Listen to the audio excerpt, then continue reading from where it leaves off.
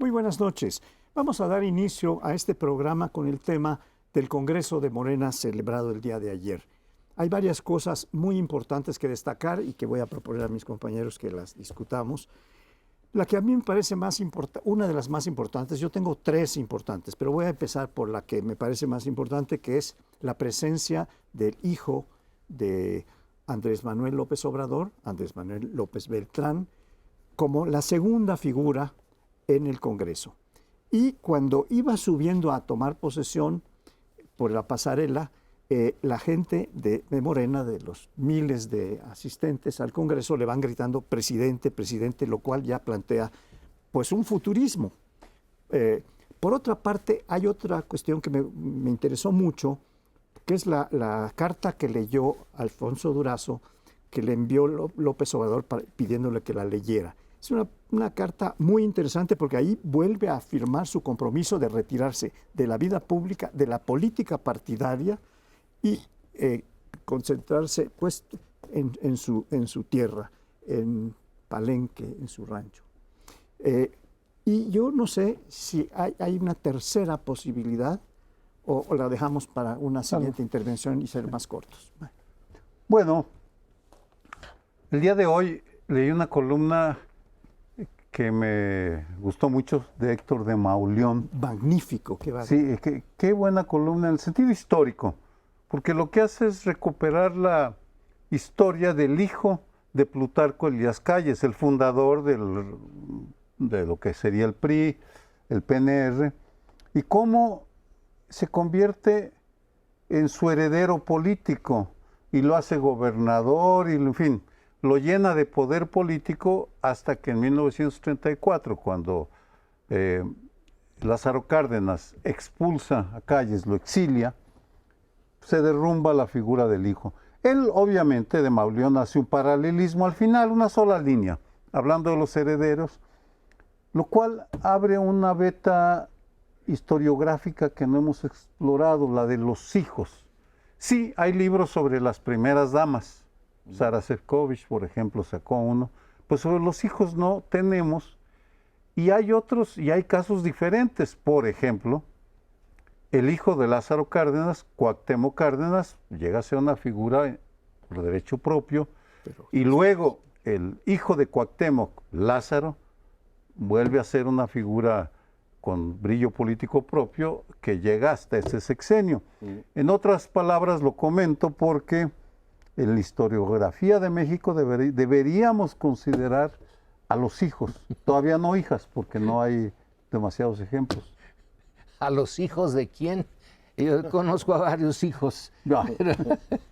El hijo de Calles apoyó la candidatura de Lázaro Cárdenas en principio, era su aliado. Pero claro, cuando se llega ya a esas alturas, es indispensable romper ese vínculo si es que Cárdenas quería hacer algo independiente. Tenía detrás de él a tres ejemplos que bueno, Emilio Portes Gil, Abelardo Rodríguez y Pascualito en medio, que fueron presidentes y que no fueron presidentes. Presidían, pero no actuaban como tales. Andrés Manuel tiene clarísimo eso. En esta mesa también ya se ha discutido que se retirará, no se retirará, yo no lo creo. Claro que se va a retirar, ya lo ha dicho, yo no sé para qué lo vuelva a decir en esta carta, pero es para los incrédulos. Sí, se va a retirar, porque él tiene una visión de sí mismo y de lo que hizo suficientemente positiva como para retirarse. No para seguir allí debajo de la mesa teniendo influencia. Así que la discusión no la vamos a acabar aquí, la realidad la dirá. Yo apuesto a que sí se retira porque él sí conoce la historia política del siglo XX y sabe que no se puede repetir. Yo apuesto contigo, claro que se va a retirar, lo que pasa es que está dejando todo atado y bien atado para seguir manteniendo ser una figura tutelar. Ayer buena parte del Congreso se refirió a los discursos del presidente, a los dichos del presidente, a la filosofía del presidente y mucho menos a la figura de Claudia Sheinbaum, partido que no discute tesis programáticas, ni siquiera retomaron los propios documentos de discusión que generaron tanto en el partido como en los diálogos que dieron elementos interesantes. Ese tema pasó a un segundo plano y lo que dijo Alfonso Durazo creo que es muy interesante, estamos ante la maquinaria electoral más perfecta que la historia de México ha tenido. Lejos, muy lejos del maderismo. Igual que no lo conoce muy bien la historia de este país, el presidente que se comparó con Madero toda su vida, pues resulta que se parece más a otros presidentes y no ama. ¿Qué? Piensa en alguien del siglo XIX que se perpetuó muchos años, pero bueno, en este caso tiene más parecidos con Porfirio Díaz después de dejar su primer periodo que Madero, ¿eh? Claramente a Madero no se parece. Pero termino, el optimismo del partido es enorme. Ayer dijo Luisa María Alcalde que estábamos ante el mejor partido del mundo, ante la mejor presidenta del mundo, y ya en el Congreso dijo que habíamos tenido el mejor presidente del mundo. Por tanto, estamos en una sucursal del paraíso y yo no me había dado cuenta, fíjate. Fíjate que no. Yo lo que quisiera relevar otra vez es, porque creo haberlo hecho en mi primera intervención, es que Andy viene a representar esta posibilidad de sucesión en donde se deja a un delfín. Bueno, así es como ha sido interpretado. No sé si esto va a ser o no. Lo que sí es que le dan una posición muy importante para tener todos los hilos en el proceso electoral de cambio, del control del partido, y él dice que va a sostener el legado. Y cuando habla de que hubo un cambio generacional, un relevo generacional, él dice, sí, pero no es por mí, dice Andy. Eso es por nuestra presidenta Claudia Sheinbaum.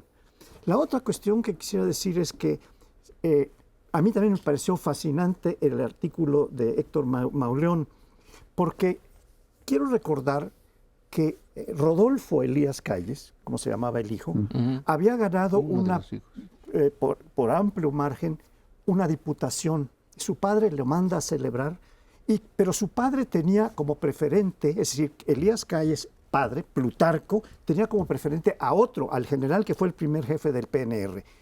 Pero cuando surge el movimiento popular... Pérez Treviño. Pero cuando viene el movimiento popular que empieza a apuntar a Cárdenas cada vez más ampliamente, se presenta Rodolfo Elías Calles con su papá, que ya estaba muy enfermo y le dice, papá, el bueno es este, y yo estoy comprometido con él y voy a apoyarlo. Esto me lo comentó el licenciado Madrazo, que también estaba en ese tiempo en la juventud, apoyando la candidatura de Cárdenas, con un partido estudiantil que fundaron en Morelia.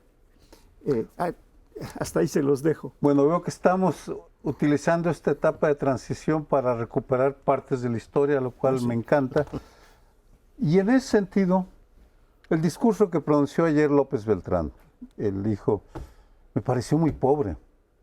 No, sin consistencia programática, era una convención del partido, era el momento del relevo, al parecer histórico. Yo creo que se va a retirar. Hasta qué punto, vamos a verlo, lo cual lleva a otro tema. ¿Hasta qué punto es heredable el carisma? Porque cuando uno habla de los hijos, evidentemente llegan con la carga del apellido, que tiene consecuencias positivas y negativas. No siempre es saludable el apellido de un padre famoso. Y en este caso sabemos por versiones de diferente tipo que López Beltrán, Andrés Manuel López Beltrán, es un gran operador político que se mueve en las sombras, que no aparece, que está negociando siempre, pero ahora que ya sale a ser tribuno, pues uno se queda con la pregunta de si él tendrá la capacidad del padre para adquirir brillo propio, como observando a Luisa María Alcalde. Es evidente que heredó el carisma del padre. de Arturo Alcalde Justiniani, el abogado. Ambos tienen una gran capacidad para expresarse públicamente. Vamos a ver cómo evoluciona ahora la figura política de la nueva presidenta de Morena. Yo sí tomo lo de María Luisa porque lo quería poner desde antes. Luisa María, ¿no? Luisa María. Luisa María. Nos pusimos en otra textura. Luisa María tiene historia propia también. Desde luego que viene de una familia de Berta Luján y de Arturo Alcalde, los dos de izquierda, de una izquierda no necesariamente marxista, no, cristiana. más cristiana, de Chihuahua, pero ella tiene una capacidad de ser ella. Ya se puso mucho el énfasis en Andrés Manuel López Beltrán. Yo lo pondría en Luisa María como un cuadro del morenismo desde hace mucho. Acuérdense cuando empezó la propaganda de Morena, Luisa María estaba en un autobús cantando y cantaba muy bien. Ella está desde chiquitita, digamos, en Morena. Conoce a Morena de pe a pa, fue ya parte del legislativo y creo que tiene las características para ser ella también líder. Y ya rápidamente, es interesante que el presidente saliente, el dirigente saliente de Morena, no era de Morena originalmente, venía de otra corriente. Luisa María sí viene de esa corriente, es como nacida en esa corriente y es distinta. Algo tiene, yo creo que fue una espléndida secretaria de Trabajo, lleva todo el sexenio en el gabinete y como secretaria de Gobernación no acertó a darle un toque diferente, de hecho pues irán con una especie de acompañamiento presidencial. Me llama la atención, por supuesto, la forma en que llega, la forma en que en este caso opera el principio presidencial de no es el cargo sino el encargo, es decir, que el hijo haya en este caso asumido esa centralidad, con lo cual queda revelado el testamento político del presidente. ¿Se acuerdan que era un documento que no quería dar a conocer? Pues ahora ya quedó claro quién es su heredero y en quién tiene puestas todas sus complacencias. Él dijo, yo estoy aquí para llevar adelante el legado de mi padre y creo que es bastante claro el asunto. Por el lado organizativo, un apunte. Pues es increíble que el partido que se dice democrático haya literalmente entronizado a la presidencia y a su directivo. O sea, no hubo ni discusión ni votación de delegados y la presidenta electa, que por cierto pidió licencia de Morena, también dijo que las encuestas eran su gran éxito. Y las encuestas lo que hacen ahora es reforzar a la élite ya conocida y permitirles que regresen a sus cargos y no abrir, como las primarias u otros métodos, la posibilidad de ir explorando nuevos liderazgos. Ahí creo que tiene Morena un problema organizativo de primer orden. Bueno, yo creo que el carisma no se hereda, pero se rutiniza, como dice Weber. Y esto es algo distinto, que sea un poco largo explicar porque es algo teórico. Pero yo quisiera decir que yo conozco, por lo menos al padre Arturo Alcalde, que empezó su carrera como sindicalista sin haber sido abogado todavía, después ya se recibió como abogado en la UNAM, pero antes fue Relaciones Industriales en la Ibero, que era una carrera creada para apoyar al trabajo en términos generales. Él fue abogado desde que era pasante del Frente Auténtico del Trabajo, sindicatos cristianos, de izquierda por supuesto, como Jacques Chonchol en Chile, como otros. Es una en donde yo estuve militando muy intensamente y lo conocí desde entonces. Después se convirtió en abogado sindical de las universidades y entonces se fue al cielo, porque lleva muchas universidades. Y a mí me tocó confrontarlo en debate en la UAM, porque él era el abogado del sindicato de la UAM y yo fui el abogado general de la UAM, patronal. De la UAM, que era la patronal, claro, un patrón público que no tenía lucro, etcétera, pero bueno, era la Universidad Autónoma Metropolitana. Que por cierto cumple 50 años la UAM, ¿no? Hay que felicitar a esa hoy gran... está cumpliendo. ¿El día de hoy? Sí. Bueno, es el fin de semana, güey. Ya no queda mucho, pero yo fui líder sindical por un año y alcalde fue el abogado del colegio, ¿no? Del colegio y al que yo tenía allí para apoyarme. Ya Pero ven nos que vamos a padres e tener que hijos. ir. Estamos ya terminando el primer bloque.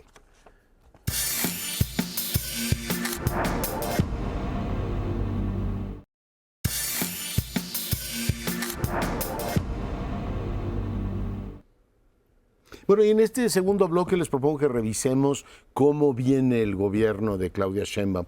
Por un lado, pues desde el punto de vista institucional, nunca presidenta habrá tenido tantas capacidades institucionales, tiene mayoría calificada en las dos cámaras con la incorporación ahora de Yunes, tiene pues la posibilidad de configurar un poder judicial prácticamente como ella quiera, porque las propuestas saldrán del Ejecutivo y del Legislativo, por tanto, independientemente de que se vote, la Suprema Corte de Justicia quedará conforme pues, con la mayoría que hoy tenemos, además de múltiples elementos adicionales. Pero tiene el corazón de la gente la presidenta Sheinbaum. El Heraldo publicó la semana pasada una encuesta, el 64% de los encuestados tienen la idea de que este país va a ir mucho mejor con ella, y hoy publica el Universal una muy interesante en la cual se hacen una serie de valoraciones sobre su persona, fundamentalmente, y en todas tiene pues niveles de 70s y 80%. Hay una que mete ruido, es el tema de qué tanta independencia tiene respecto al presidente.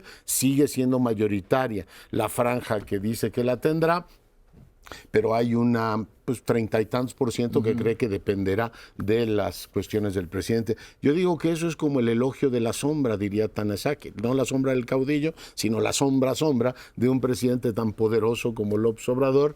Es, digamos, lo que hoy está en discusión. Pero entra ciertamente, lo dice el Universal, como con una luna de miel. La gente tiene una alta expectativa del gobierno que empezará la semana próxima. Sí, yo creo que tiene un apoyo realmente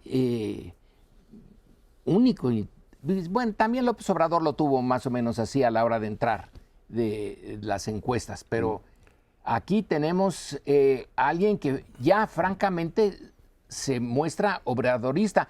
Nadie sabía exactamente cómo iba a operar Andrés Manuel. Ahora sí, ya está claro, es el obradorismo, lo cual no significa que tenga que depender del presidente que se retira, que ya lo dijimos aquí, se va a la sombra, pero a una sombra de a de veras. Entonces, Claudia tiene, por un lado, que ir con un López Obradorismo distinto, porque va a ser distinto, pero con el López Obradorismo, sí, va a ser López Obradorista, y no podía ser de otra manera. Se llegó a la cúspide. Ella llegó a la izquierda cuando López Obrador no era todavía un factor importante. Estaban otros de la izquierda universitaria con los que se socializó. Pero después, en el gobierno de la Ciudad de México, pues claro que es obradorista, lo cual no quiere decir que tenga que obedecer a López Obrador. Ya tiene su proyecto propio. Bueno, pues yo creo que vamos a juzgar qué tan dependiente o independiente es por los hechos, no por los dichos y las especulaciones que se han estado haciendo, no por esta mimetización clarísima que ella ha hecho con todas las frases y todas las propuestas de López Obrador, sino con lo que ella va a tomar como decisión propia. Y ahí yo tengo la expectativa, no quiero decir la esperanza, pero la expectativa de que como cada quien tiene que gobernar atendiendo a las variables de lo que le tocó vivir, y le van a tocar variables distintas a las que le tocaron a López Obrador, va a tener que obrar en función de esas variables. Y yo espero que también actúe con una racionalidad mucho mayor de protección al país en su conjunto, y no me refiero solamente a las inversiones, sino que me refiero al problema de migración que no ha sido resuelto, y que la solución que plantea López Obrador, que es impulsar el desarrollo en Centroamérica, y el Caribe, pues es algo que se ve muy difícil. Tenemos que plantear alguna otra cosa, me parece a mí. Pero a mí lo dejo hasta ahí. Sí. Ya que estamos, me doy cuenta que ya tenemos varios programas en una transición para incorporar nuevos actores, lo cual significa olvidarnos gradualmente de las viejas categorías. Y en ese sentido regreso a algo que ya había comentado sobre, en términos históricos, ya hablamos de Luisa María Alcalde, por ejemplo, Luján, que representa dentro de la izquierda mexicana.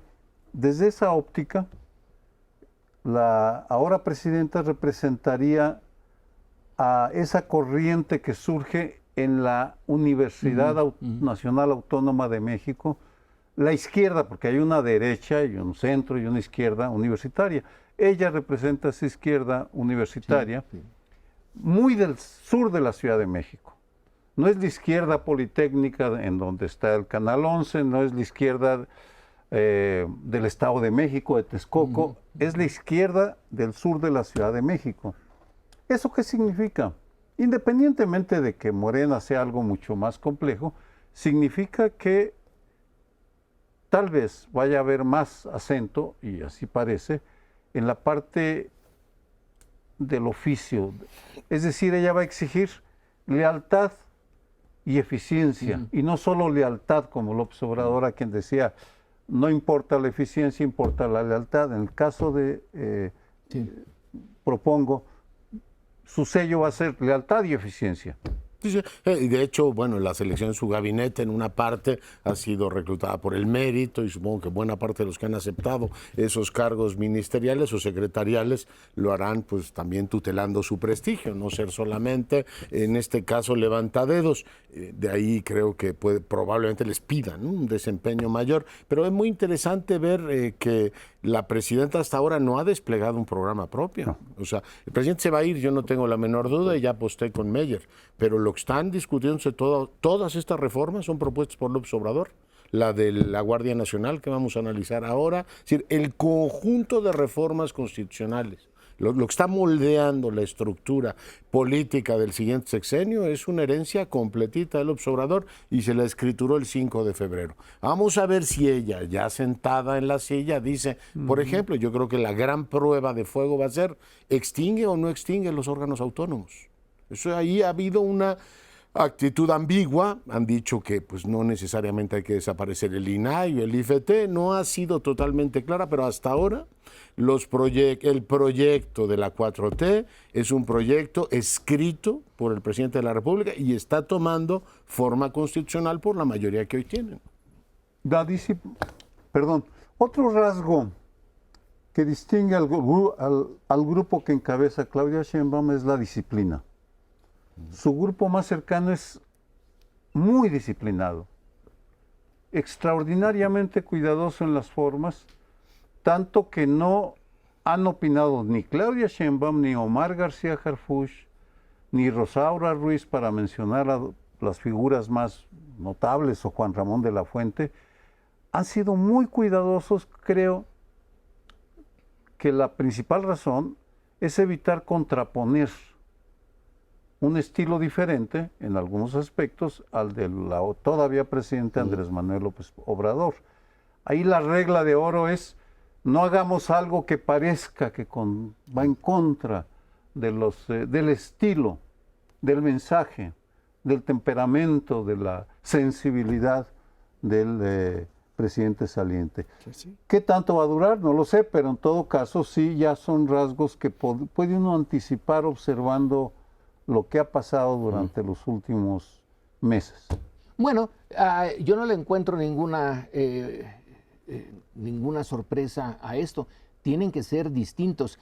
Lo que dijiste de que el carisma no se hereda, claro que no.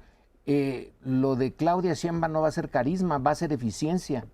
Lo que tiene que hacer es administrar esta primera etapa del cambio de régimen, que está nada más a la mitad, o quizás hasta menos de la mitad, seguir hacia adelante, y eso es eficiencia con una visión de futuro.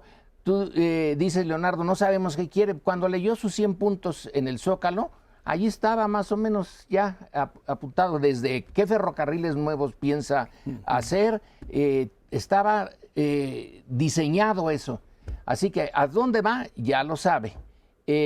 El estilo va a ser diferente, e insisto, como en el estilo es también fondo, sí, va a ser diferente, pero así tiene que ser. Yo no le veo mayor secreto.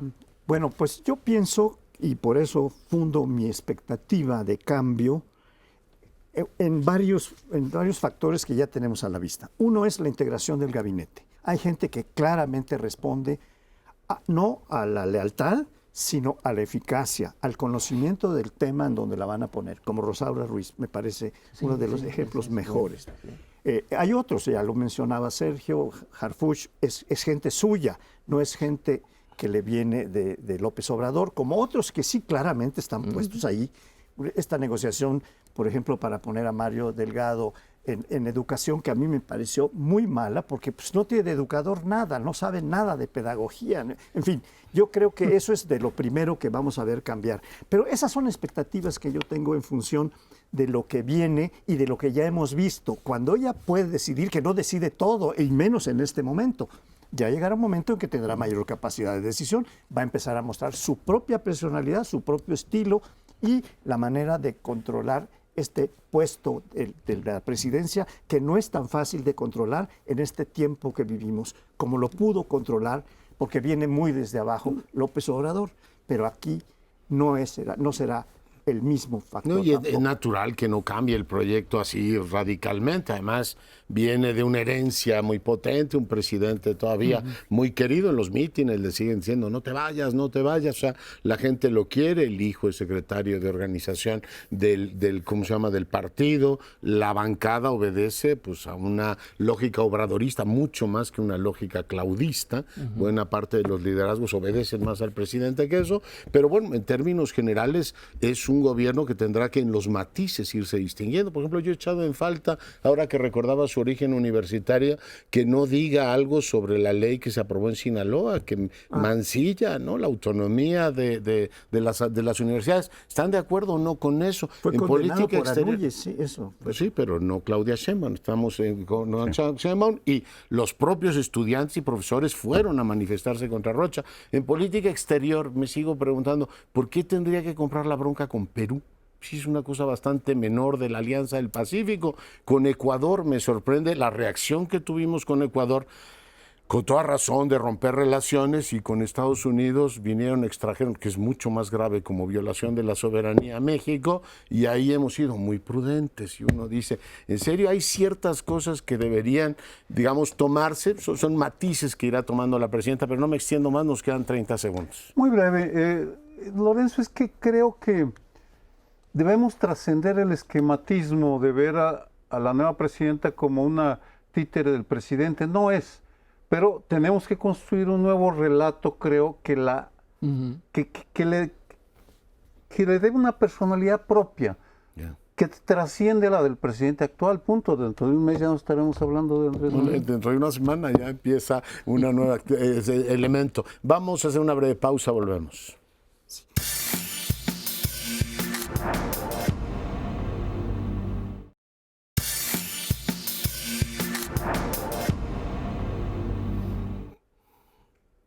Y hoy nos vamos en esta tercera sección o segmento al plano internacional, pero no muy lejos. Nos vamos con Estados Unidos. El embajador Salazar, fíjense nada más que lapsus, sí. Gobernador. Perdón. Vaya. Bueno, es que en algunos momentos sí lo eran. El embajador Salazar dijo que no tiene nada que ver Estados Unidos con lo que está pasando en ese microuniverso durísimo y violento de Sinaloa. Y hoy en una caricatura en La Jornada viene el embajador con su sombrero, un garrote así escondido aquí atrás y un avispero atrás. Él le acaba de dar un golpe al avispero y en efecto una interpretación de lo que está pasando en Sinaloa, donde estaban más o menos en paz, una paz narca, porque no era la paz de legal, y de repente se llevan a uno de los grandes sin que eso indique que va a modificarse el negocio del narcotráfico, porque se acaben los capos de ahora, vendrán otros, ya lo dijo también el Mayo. Entonces, sin que eso cambie nada sustantivo, la captura del Mayo, sí genera el conflicto entre los mayistas y los chapitos, y el gobierno de México se queda un poco en el ¿quién me movió el avispero aquí? Señala Estados Unidos y Estados Unidos dice, nosotros ni sabíamos que lo iban a traer acá, nadie sabía nada. ¿Cómo nos deja a nosotros esa actitud?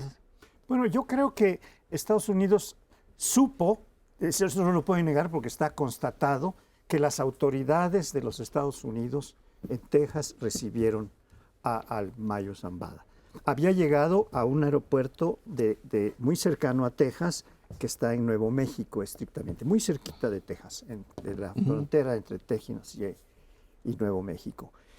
Pero, pues por supuesto que lo toman como uno que está indiciado, está ya radicado en juicios que le tienen establecidos en los Estados Unidos, lo toma y lo manda primero a Texas, donde después se pasa al tribunal de Nueva York, donde está siendo juzgado aparentemente. Sí, por supuesto que los Estados Unidos tienen algo que ver.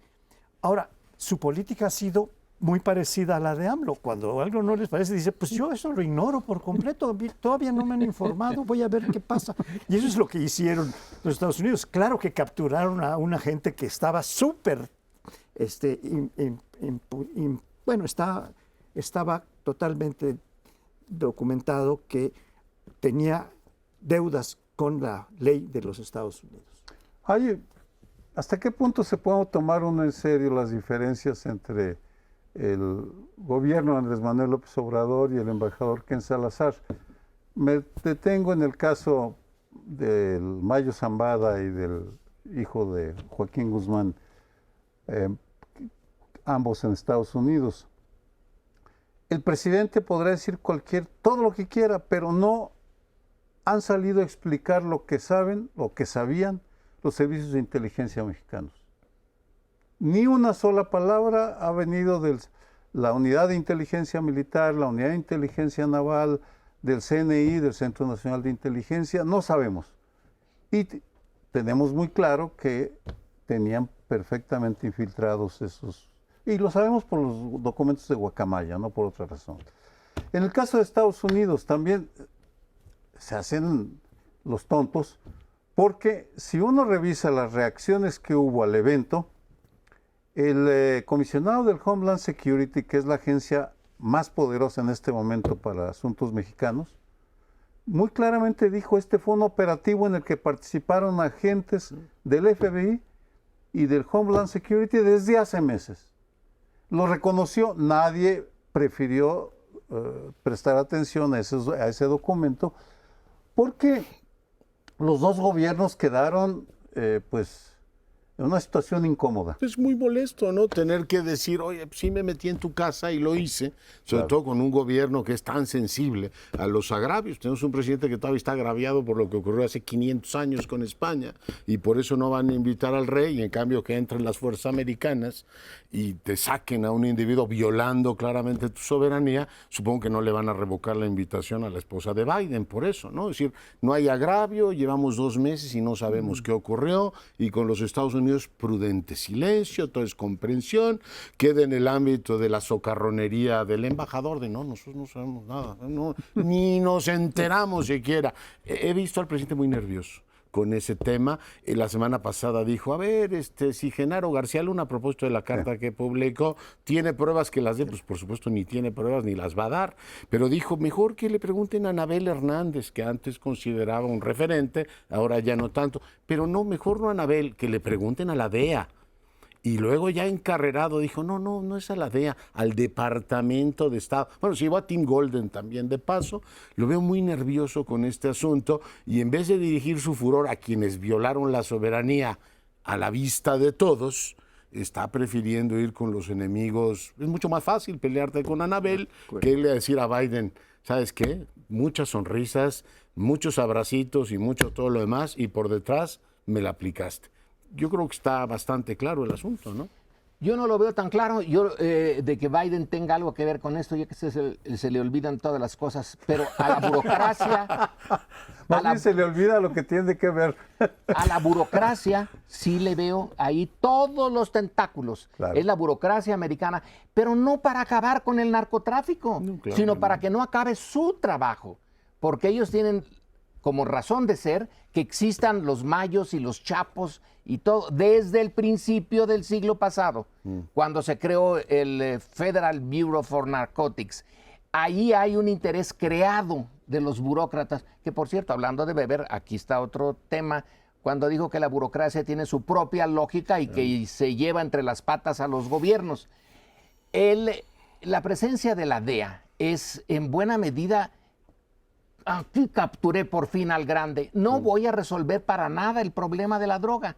Pero qué tal quedé yo, ¿eh? Y qué tal mi demanda de recursos al Congreso y de que voy muy bien. Toda la razón tienes, toda, te la doy completa. Recordar que cuando vino Biden a México, que se le olvidan muchas cosas, pero Ovidio fue un regalo, la extradición de Ovidio fue un regalo también al gringo, que es muy absorbente con este gobierno. Diría una cosa que claramente es patética.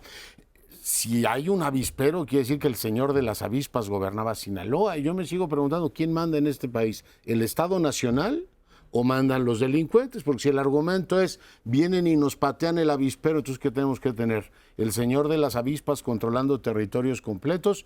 Pienso en Sinaloa, pero pienso en Guerrero, pienso en Chiapas y todo lo demás. Yo no creo, francamente, que un gobierno deba públicamente abdicar de su función, que es imponer su derecho hacia afuera y hacia adentro. En este caso tienes un factor subnacional que es el crimen organizado, diciendo, no me puedo meter con él porque es muy poderoso, y con el gobierno de Estados Unidos tampoco porque es muy poderoso. Entonces, ¿con quién se meten? Digo yo. Pues yo creo que no se puede patear un avispero porque normalmente están colgando, hay que darle con un garrote como ese que traía en la caricatura. Como tú quieras. Bueno, pero es que la metáfora viene al caso. Lo que yo quisiera decir es que otro regalito que le dio los Estados Unidos a López Obrador o al gobierno de López Obrador fue el general Cienfuegos, que también estaba indiciado y tenía juicios pendientes en Estados Unidos, pero ahí sí se estaban metiendo con la fuerza principal de la política en México, que es el ejército. Y ahí el ejército mismo dijo, esto no se puede aguantar. Entonces lo plantearon y tuvieron rápidamente de regreso al general Cienfuegos, donde sí. Entonces otro regalito. Es uno de los capítulos que tendrá que esclarecerse, cuestión de historiadores, pero tienes toda la razón, Lorenzo, hay complicidad de parte de Estados Unidos, pero lo que ha sacado, lo que hemos aprendido sobre el juego de las complicidades, incluye también al ejército mexicano.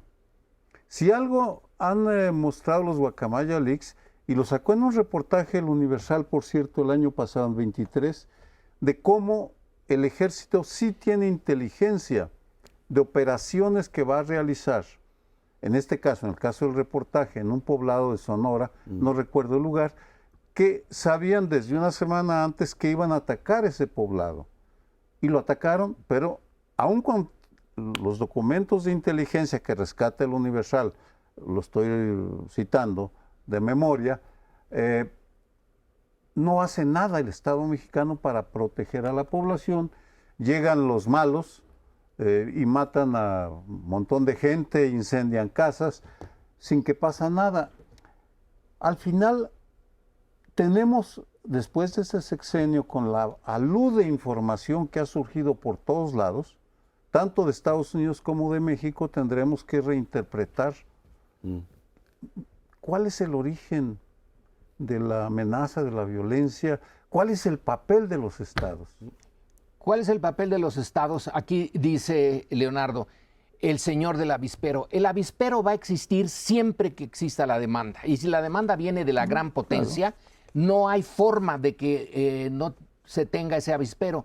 La alternativa menos mala, que es de todas maneras es malísima y en eso sí estoy de acuerdo, es que está el avispero. Pero si no lo podemos quitar porque está ligado a la demanda impresionante del consumo norteamericano, entonces déjenlo en paz. Si nos vamos contra el avispero, para deshacerse de ese avispero tendríamos que irnos a Estados Unidos y obligarlos a otra política en relación a las drogas. Totalmente de acuerdo contigo. El tema es que acusaron a García Luna de ser cómplice y de haber protegido al cártel de Sinaloa. El gobierno diría, bueno, es lo sensato en este caso mantenerlo. Yo digo, en este caso siguiendo a Jorge Fernández Menéndez, se está reconfigurando el mapa del narcotráfico en todo el país. No solo es una lucha en una región. Bueno, pero vamos a un corte y volvemos para el último segmento.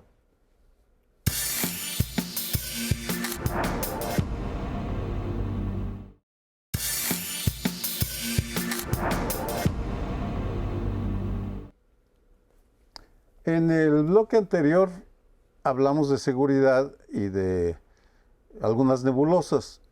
En el ámbito más doméstico del gabinete o del país que va a heredar Claudia Sheinbaum, hay dos hechos indudables. Uno, que hereda del presidente López Obrador a unos militares muy empoderados. Y dos, que ella tiene preferencia por los policías civiles, ejemplificados en Omar García Harfuch, próximo secretario de Seguridad.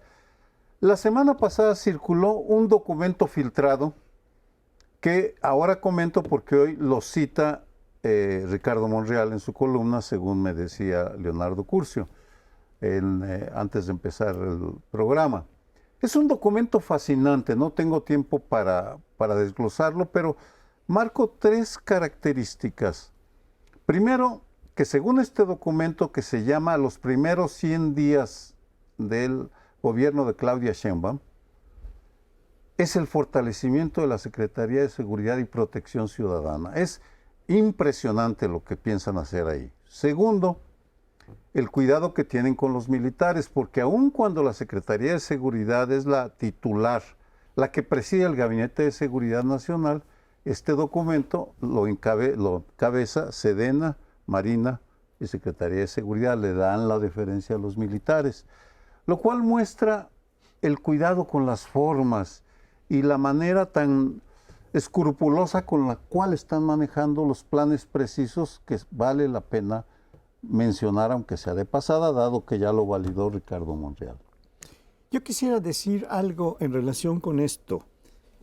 Me pareció también fascinante esto que mencionas, que yo tendría muchas ganas de leer porque no lo tengo. Te lo mando, se los mando. Si me los mandas, sería muy Sí. importante. Pero yo sí leí el artículo de hoy en el Universal de Ricardo Monreal, que empieza muy gramsciano y termina muy gramsciano.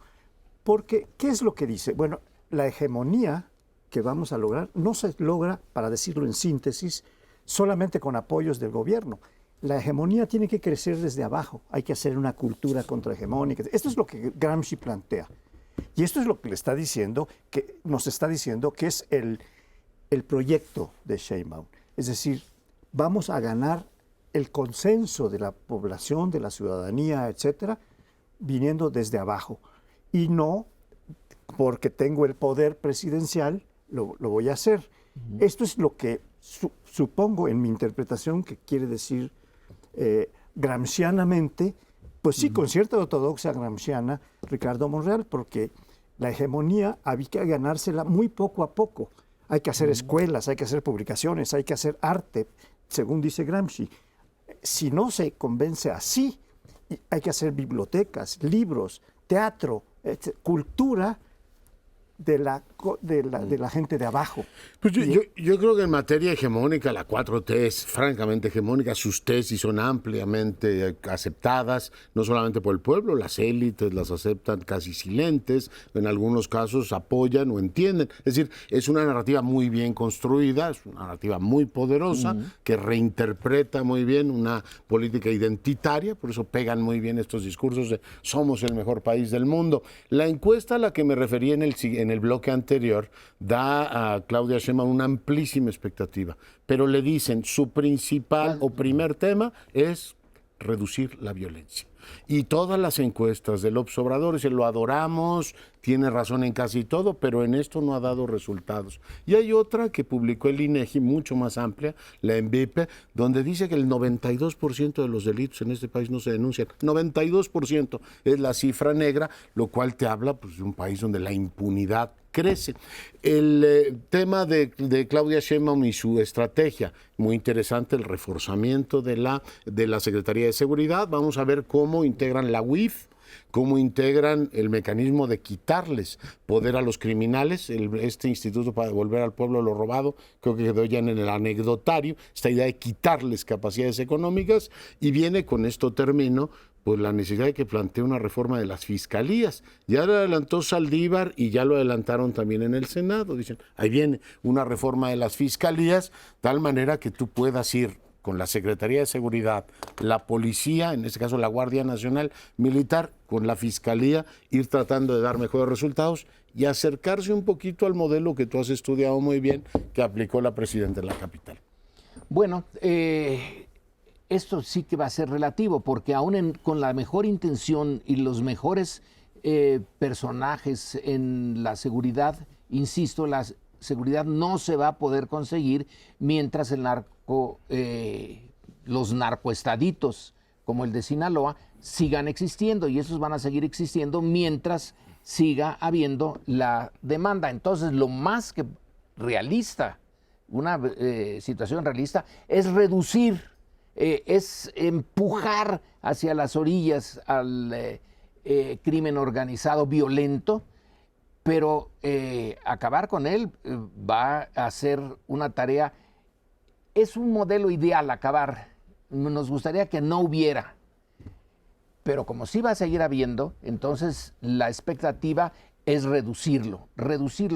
Ahora, lo de los 90 y tantos % de impunidad, eso viene de hace mucho. Yo me acuerdo de haber leído esa cifra hace como 20 años, que el 94 o 95% de los crímenes, ahora también es cómo se registra como crimen. Y yo digo que me agarraron aquí algo que no debía y ni siquiera lo denuncio. Entonces, de los crímenes denunciados, sí es menos la cifra de impunidad, pero es muy alta, pero viene de muy atrás. Una de las factores que separan a López Obrador de otros integrantes de Morena es la participación de la sociedad en la elaboración de las estrategias y políticas públicas de seguridad. Olga Sánchez Cordero y Alfonso Durazo, en su Plan Nacional de Paz y Seguridad, incorporaban la participación de la sociedad.